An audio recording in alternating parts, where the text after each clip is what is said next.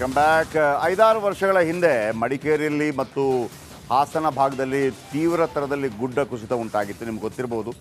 ಅಪಾರ ಪ್ರಮಾಣದ ಸಾವು ನೋವು ಸಂಭವಿಸಿತ್ತು. ಇದೀಗ ಕೊಲ್ಲೂರು ಭಾಗದಲ್ಲಿ ಗುಡ್ಡ ಕುಸಿತಾ ಇದೆ. ಈ ದೃಶ್ಯ ಕೇವಲ ರಿಪಬ್ಲಿಕ್ ಕನ್ನಡದಲ್ಲಿ ಮಾತ್ರ ಇದೆ. ಕೊಲ್ಲೂರು ಭಾಗದಲ್ಲಿ ಅಲ್ಲಿ ಯಾವತ್ತೂ ಏನೋ ಇಷ್ಟೊಂದು ತೊಂದರೆ ಆಗಿರಲಿಲ್ಲ. ಉಡುಪಿ, ಕೊಲ್ಲೂರು, ಕುಂದಾಪುರ ಭಾಗದಲ್ಲಿ. ಇದೀಗ ಕೊಲ್ಲೂರು ದೇವಸ್ಥಾನ ಸಮೀಪ ಗುಡ್ಡ ಕುಸಿತ. ಮೊನ್ನೆ ಗುಡ್ಡ ಕುಸಿದು ಒಬ್ಬರು ಮಹಿಳೆ ಸಾವನ್ನಪ್ಪಿದ್ರು. ನೋಡಿ ಎಷ್ಟು ಡೇಂಜರಸ್. ಅದೇ ಸ್ಥಳದಲ್ಲಿ ಮತ್ತೆ ಸ್ವಲ್ಪ ತೊಂದರೆ ಆಗ್ತಾ ಇದೆ. ಈ ದೃಶ್ಯ ರಿಪಬ್ಲಿಕ್ ಕನ್ನಡದಲ್ಲಿ ಮಾತ್ರ ಲಭ್ಯ. ಗುಡ್ಡ ಕುಸಿತಾ ಇರುವಂಥ ದೃಶ್ಯ. ಅಲ್ಲಿ ನಮ್ಮ ಕಲೀಗ್ ಕೂಡ ಇದ್ದಾರೆ, ರಂಜಿತ್ ಶಿರಿಯಾರ್. ನೋಡಿ ಮಳೆ ಆರ್ಭಟ ಯಾವ ರೀತಿ ಇದೆ ಗಮನಿಸ್ಬೇಕು ನೀವು. ಮನೆ ಬಿದ್ದಿದೆ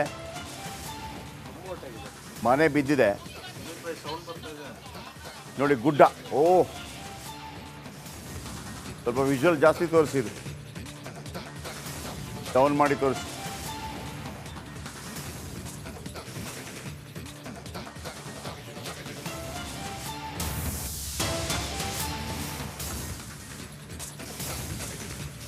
ನೋಡಿ ಮೊನ್ನೆ ಈ ಗುಡ್ಡ ಕುಸಿದಾಗ ಅಂಬಾ ಎನ್ನುವಂಥ ಹೆಣ್ಣುಮಗಳು ಸಾವನ್ನಪ್ಪಿದ್ದಾರೆ. ಯಾವುದೋ ಒಂದು ಮನೆಯಲ್ಲಿ ಕೆಲಸ ಮಾಡ್ತಾಯಿದ್ರು ಪಾಪ. ಅಂಬಾ ಎನ್ನುವಂಥ ಹೆಣ್ಣುಮಗಳು ಕಡು ಬಡತನದಲ್ಲಿರುವಂಥ ಹೆಣ್ಣುಮಗಳು. ಅವರು ಮನೆ ಬಿದ್ದದ್ದಲ್ಲ, ಅವರು ಈ ಗುಡ್ಡ ಕುಸಿದಾಗ ಅಲ್ಲಿದ್ದರು. ದುರಾದೃಷ್ಟವಶಾತ್ ಗುಡ್ಡ ಕುಸಿದು ಮೃತಪಟ್ಟ ಅಂಬಾ ನೋಡಿ ಇವರೇ ಮೃತ ಮಹಿಳೆ. ಕೊಲ್ಲೂರು ದೇವಸ್ಥಾನ ಸುತ್ತಮುತ್ತ ಗುಡ್ಡ ಕುಸಿತ ಉಂಟಾಗಿದೆ. ಅದು ದೊಡ್ಡ ಅರಣ್ಯ ಪ್ರದೇಶ ಆ ಲೆಕ್ಕದಲ್ಲಿ ನೀವು ನೋಡಿದರೆ. ಅಂದರೆ ಕರೆಕ್ಟಾಗಿ ಅಲ್ಲೇನು ಗಣಿಗಾರಿಕೆ ಮತ್ತೊಂದು ಮಗದೊಂದು ಅಂಥದ್ದೇನು ದೊಡ್ಡ ಪ್ರಮಾಣದಲ್ಲಿ ಗೊತ್ತಿಲ್ಲ ನನಗೆ. I will ask. ಆದರೆ ನಿಮಗೆ ಮಡಿಕೇರಿಯಲ್ಲಿ ಆಗೋದಕ್ಕೆ ಬೇರೆ ಬೇರೆ ಕಟ್ಟಡಗಳಿಗಾಗಿ ಗುಡ್ಡಗಳನ್ನು ಕಡಿತಾ ಇದ್ರು, ಆ ಕಾರಣಕ್ಕಾಗಿ ಆಯಿತು ಅಂತ ಹೇಳಿ. ಈ ಭಾಗದಲ್ಲಿ ಯಾಕೆ ಆಗ್ತಾ ಇದೆ ಅನ್ನೋದು ಕೂಡ ಆಲೋಚನೆ ಮಾಡಬೇಕಾದಂಥ ವಿಚಾರ. ಎಲ್ಲ ಕಡೆ ನೋಡಿ ಯಾವ ರೀತಿ ನಾಗನಕಟ್ಟೆ. ನಮ್ಮ ರಂಜಿತ್ ಶಿರಿಯಾರ್ ಒಂದು ಪ್ರತ್ಯಕ್ಷ ವರದಿ ಮಾಡಿದ್ದಾರೆ ಅಲ್ಲಿಂದ, ಬನ್ನಿ ನೋಡೋಣ. ಮಳೆ ಆರ್ಭಟಿಸ್ತಾ ಇದೆ. ಪುನರ್ವಸು ಮಳೆ ಇವತ್ತಿನಿಂದ ಶುರುವಾಗಿದ್ದು ಜನರ ನಿದ್ದೆಗೆಡಿಸಿದೆ. ಯಾವ ಕ್ಷಣದಲ್ಲಿ ಏನಾಗುತ್ತೆ ಅನ್ನುವ ಆತಂಕ ಇದೆ. ನೋಡಿ ನನ್ನ ಹಿಂದೆ ನೀವು ಗಮನಿಸ್ತಾ ಇದ್ದೀರಿ, ಇದು ಕೊಲ್ಲೂರು ದೇವಸ್ಥಾನದಿಂದ ಕೂಗಳತೆ ದೂರದಲ್ಲಿರುವಂಥ ಬಾಳೆಗೆದ್ದೆ ಅನ್ನುವ ಊರು. ಈ ಬಾಳೆಗೆದ್ದೆ ಊರಿನಲ್ಲಿ ಗುಡ್ಡ ಕುಸಿತಾ ಇರುವಂಥ ದೃಶ್ಯವನ್ನು ಗಮನಿಸ್ತಾ ಇದ್ದೀರಿ. ರಿಪಬ್ಲಿಕ್ ಕನ್ನಡದಲ್ಲಿ ಎಕ್ಸ್ಕ್ಲೂಸಿವ್ ಆಗಿ ತೋರಿಸ್ತಾ ಇದ್ದೀವಿ ನೋಡಿ. ಎದುರುಗಡೆಯ ಆ ಗುಡ್ಡ ಕುಸಿತಾ ಇದೆ. ಕುಸಿದ ಪರಿಣಾಮ ಮಣ್ಣು ಜರಗಿದೆ. ಯಾವುದೇ ಕ್ಷಣದಲ್ಲಾದರೂ ಕೂಡ ಇದು ಸಂಪೂರ್ಣವಾಗಿ ಕುಸಿದು ಈ ಭಾಗದ ಮನೆಗಳನ್ನು ದರಾಶಾಯಿ ಮಾಡುವಂಥ ಸಾಧ್ಯತೆ ಇದೆ. ಇದೇ 2 ದಿನದ ಹಿಂದೆ ಈ ಗುಡ್ಡ ಕುಸಿದ ಪರಿಣಾಮ ಈ ಮನೆಯಲ್ಲಿ ಒಟ್ಟು 4 ಜನ ಇದ್ದರು. ಈ 4 ಜನದಲ್ಲಿ ಓರ್ವ ಮಹಿಳೆ ಇಲ್ಲಿ ಮೃತಪಟ್ಟು ಸಿಲುಕಾಕಿಕೊಂಡು ಗುಡ್ಡ ಕುಸಿದು ಸಿಲುಕಾಕಿಕೊಂಡು ಮೃತಪಟ್ಟಿದ್ರು. ಅದೇ ಸ್ಥಳದಲ್ಲಿ ನಾನಿದ್ದೀನಿ. ಈಗ ಮತ್ತೆ ಇಲ್ಲಿ ಆತಂಕ ಶುರುವಾಗಿದೆ. ಇಲ್ಲಿ ಒಟ್ಟು 3 ಮನೆಗಳಿದ್ದಾವೆ. 3 ಮನೆಗಳನ್ನು ಈಗ ಇಲ್ಲಿಂದ ಖಾಲಿ ಮಾಡಿಸಿದ್ದಾರೆ. ಈ ಘಟನೆ ಆದ ನಂತರ ಕ್ಷಣಕ್ಕೂ ಕೂಡ ಮಳೆಯ ತೀವ್ರತೆ ಹೆಚ್ಚಾಗ್ತಾ ಇದೆ. ಈ ಕಾರಣದಿಂದ ಸ್ಥಳೀಯರೆಲ್ಲರೂ ಕೂಡ ಆತಂಕದಲ್ಲೇ ಬದುಕುವಂಥ ಪರಿಸ್ಥಿತಿ ನಿರ್ಮಾಣ ಆಗಿದೆ. ಬೆಳಿಗ್ಗೆಯಿಂದಲೂ ಕೂಡ ಪುನರ್ವಸು ಮಳೆ ಇದೆಯಲ್ಲ ಆರ್ಭಟಿಸ್ತಾನೆ ಇದೆ. ಹಾಗಾಗಿ ಜನರಲ್ಲಿ ಆತಂಕ ಮತ್ತು ಭಯ ಅಂತೂ ಖಂಡಿತ ಇದೆ. ಸ್ಥಳೀಯರೆಲ್ಲರೂ ಕೂಡ ಹೇಳೋ ಪ್ರಕಾರ ಈ ರೀತಿ ದೇವಸ್ಥಾನದ ಸುತ್ತಮುತ್ತ ಈ ಘಟನೆ ಆಗಿದ್ದಿದೆ ಮೊದಲು. ನಮಗೆ ಭಯ ಇದೆ ಯಾವ ಕ್ಷಣದಲ್ಲಿ ಏನಾಗುತ್ತೆ ಅಂಥೇಳಿ. ಒಂದು ಸಣ್ಣ ಕಲ್ಲು ಜರುಗಿದ್ರೂ ಸಾಕು ಈ ಸಂಪೂರ್ಣ ಗುಡ್ಡ ಕುಸಿಯೋ ಸಾಧ್ಯತೆ ಇದೆ.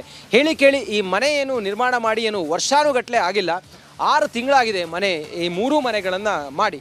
ಆದರೆ ಹೀಗಾಗಿರೋದು ಆತಂಕದ ವಾತಾವರಣ ಇಲ್ಲಿ ಸೃಷ್ಟಿಯಾಗಿದೆ. ನಿರಂತರವಾಗಿ ಮಳೆ ಬರ್ತಾ ಇರೋದು ಕೂಡ ಜನರಲ್ಲಿ ಏನಾಗಬಹುದು ಅನ್ನುವ ಒಂದು ಭಯ ಖಂಡಿತವಾಗ್ಲೂ ಕೂಡ ಇದೆ. ರಣಮಳೆ ಈ ಬಾರಿ ಇನ್ನೇನು ಅವಾಂತರ ಸೃಷ್ಟಿ ಮಾಡುತ್ತೆ ಅನ್ನೋದನ್ನು ಕಾದು ನೋಡಬೇಕಾಗಿದೆ. ಕ್ಯಾಮ್ರಾ ಪರ್ಸನ್ ಮಹೇಶ್ ಜೊತೆ ನಾನು ರಂಜಿತ್ ಶಿರಿಯಾರ್, ರಿಪಬ್ಲಿಕ್ ಕನ್ನಡ, ಕೊಲ್ಲೂರು.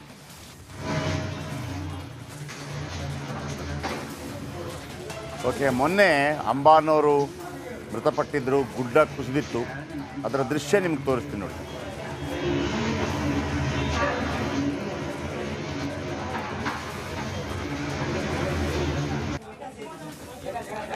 ನೋಡಿ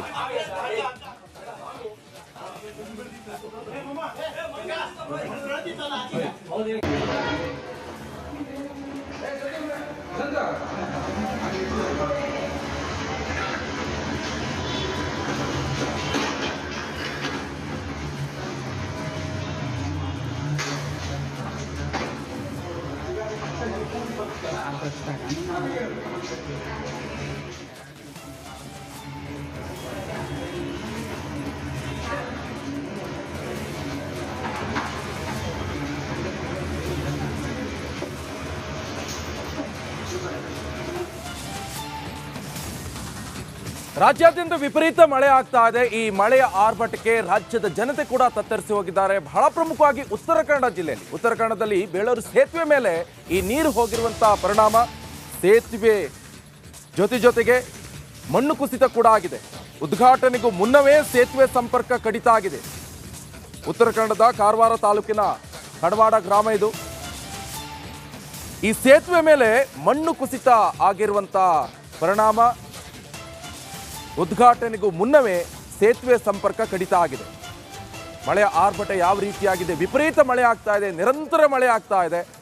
ಈ ನಿರಂತರ ಮಳೆಯ ಪರಿಣಾಮ ಈ ಸೇತುವೆ ಮೇಲೆ ಮಣ್ಣು ಬಿದ್ದು ಉದ್ಘಾಟನೆ ಆಗಬೇಕಾಗಿತ್ತು. ಆದರೆ ಉದ್ಘಾಟನೆಗೂ ಮುನ್ನವೇ ಈಗ ಆ ಸಂಪರ್ಕ ಸೇತುವೆ ಕಡಿತ ಆಗಿದೆ. ನೋಡಿ, ಆ ದೃಶ್ಯವನ್ನು ನೀವು ಗಮನಿಸ್ತಾ ಇರ್ಬೋದು. ಸೇತುವೆ ಮೇಲೆ ಮಣ್ಣು ಬಿದ್ದಂಥ ಪರಿಣಾಮ ಇಂತಹ ಒಂದು ಪರಿಸ್ಥಿತಿ ನಿರ್ಮಾಣ ಆಗಿದೆ. ಬಗ್ಗೆ ಹೆಚ್ಚಿನ ಡೀಟೇಲ್ಸ್ ಅನ್ನ ಕೊಡ್ತಾರೆ ನಮ್ಮ ಪ್ರತಿನಿಧಿ ಶೇಷಗಿರಿ, ನೇರ ಸಂಪರ್ಕದಲ್ಲಿ ಜಾಯ್ನ್ ಆಗಿದ್ದಾರೆ. ಶೇಷಗಿರಿ, ಯಾವಾಗ ಉದ್ಘಾಟನೆ ಆಗಬೇಕಾಗಿರುವಂತಹ ಸೇತುವೆ ಅದು? ಈಗ ಸದ್ಯ ಅಲ್ಲಿನ ಪರಿಸ್ಥಿತಿ ಯಾವ ರೀತಿ ಆಗಿದೆ?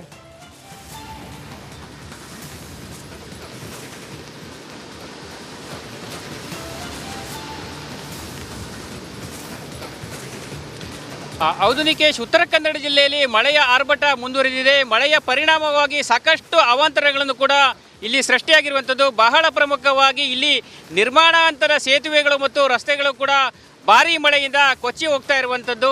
ಯಾಕಂತೇಳಿದ್ರೆ ಈಗಾಗಲೇ ಕಾರವಾರ ತಾಲೂಕಿನ ಕಡವಾಡ ಗ್ರಾಮ ಪಂಚಾಯತ್ ವ್ಯಾಪ್ತಿಯ ಜಾಂಬಾದಿಂದ ಬೇಳೂರು ಸಂಪರ್ಕಿಸುವ ಸೇತುವೆಯ ಒಂದು ಮಾರ್ಗ ಕಡಿತಗೊಂಡಿರುವಂಥದ್ದು.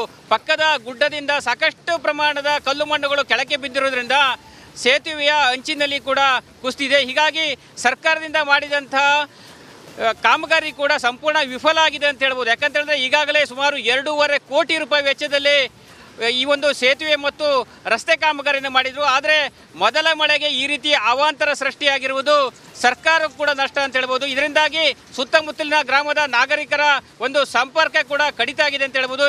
ಇದರ ಜೊತೆಗೆ ಹೊನ್ನಾವರ ತಾಲೂಕಿನ ಅಂದರೆ ಶಿವಮೊಗ್ಗದಿಂದ ಬೆಂಗಳೂರನ್ನು ಸಂಪರ್ಕಿಸುವ ರಾಷ್ಟ್ರೀಯ ಹೆದ್ದಾರಿ 604 ವರ್ಣಗೆರೆ ಬಳಿ ಕೂಡ ಗುಡ್ಡ ಕುಸಿದು ಸಾಕಷ್ಟು ಪ್ರಮಾಣದ ಹಾನಿಯಾಗಿದೆ. ರಸ್ತೆ ಸಂಚಾರಕ್ಕೆ ತೊಂದರೆಯಾಗಿದೆ. ವಿದ್ಯುತ್ ಕಂಬಗಳು ಕೂಡ ಧರೆಗುರುಳಿರುವಂಥದ್ದು. ಈಗಾಗಲೇ ಉತ್ತರ ಕನ್ನಡ ಜಿಲ್ಲೆಯಲ್ಲಿ ಸಾಕಷ್ಟು ಪ್ರಮಾಣದ ಮಳೆ ಆಗ್ತಿರೋದ್ರಿಂದ ಸಾಕಷ್ಟು ಅನಾಹುತ ಸೃಷ್ಟಿ ಮಾಡಿದೆ. ಇದಕ್ಕೆ ಒಂದು ಮತ್ತೆ ನಿದರ್ಶನ ಎಂಬಂತೆ ನಾವು ಕಡಲ ತೀರದ ಬಳಿ ಇದ್ದೇವೆ. ನೋಡ್ತಾ ಇರ್ಬೋದು, ಕಾರವಾರದ ರವೀಂದ್ರನಾಥ್ ಟ್ಯಾಗೋರ್ ಕಡಲ ತೀರದಲ್ಲಿ ಕಡಲು ಯಾವ ರೀತಿಯಾಗಿ ಪ್ರಕ್ಷುಬ್ಧ ಆಗಿದೆ ಎಂಬ ದೃಶ್ಯವನ್ನು ನಾವು ನೋಡ್ತಾ ಇದ್ದೇವೆ. ಇನ್ನೊಂದು ಕಡೆ ಮುಗಿಲೆತ್ತರದ ಒಂದು ಕಾರ್ಮೋಡ ಕೂಡ ಕೆಳಗಡೆ ಧರೆಗೆ ಒಂದು ಮುತ್ತಿಕೊಂಡಿರೋದ್ರಿಂದ ಸಾಕಷ್ಟು ರೀತಿಯಲ್ಲಿ ಕೂಡ ಮಳೆಯ ಅವಾಂತರ ಇದೆ. ಕಡಲು ಕೂಡ ಅಬ್ಬರಿಸುವುದರಿಂದ ಸಾಕಷ್ಟು ಸಂಖ್ಯೆಯ ಪ್ರವಾಸಿಗರು ಕೂಡ ಕಡಲ ತೀರಕ್ಕೆ ಬರ್ತಾ ಇಲ್ಲ. ಕಡಲು ತನ್ನ ಭೀಕರತೆಯನ್ನು ತೋರಿಸ್ತಾ ಇದೆ. ಒಟ್ಟಿನಲ್ಲಿ ಉತ್ತರ ಕನ್ನಡ ಜಿಲ್ಲೆಯಲ್ಲಿ ಗಾಳಿ ಮತ್ತು ಮಳೆಯಿಂದಾಗಿ ಸಾಕಷ್ಟು ಪ್ರಮಾಣದ ಹಾನಿಯಾಗಿದೆ. ಈಗಾಗಲೇ ಇವತ್ತು ಬೆಳಗ್ಗೆಯಿಂದ ಕೊಂಚ ಪ್ರಮಾಣದ ಮಳೆ ಇಳಿಮುಖವಾಗಿದೆ. ಜನ ನಿಟ್ಟುಸಿರು ಬಿಟ್ಟಿದ್ದಾರೆ. ಒಂದು ವೇಳೆ ಮತ್ತೆ ಮಳೆ ಮುಂದುವರಿದಲ್ಲಿ ಜನರು ಕೂಡ ಭೀತಿಗೆ ಒಳಬೇಕಾದ ಸಾಧ್ಯತೆಗಳು ಕೂಡ ಇದ್ದಿರುವಂಥದ್ದು. Nikesh, okay, thank you Sheshagiri, ನಿಮ್ಮೆಲ್ಲ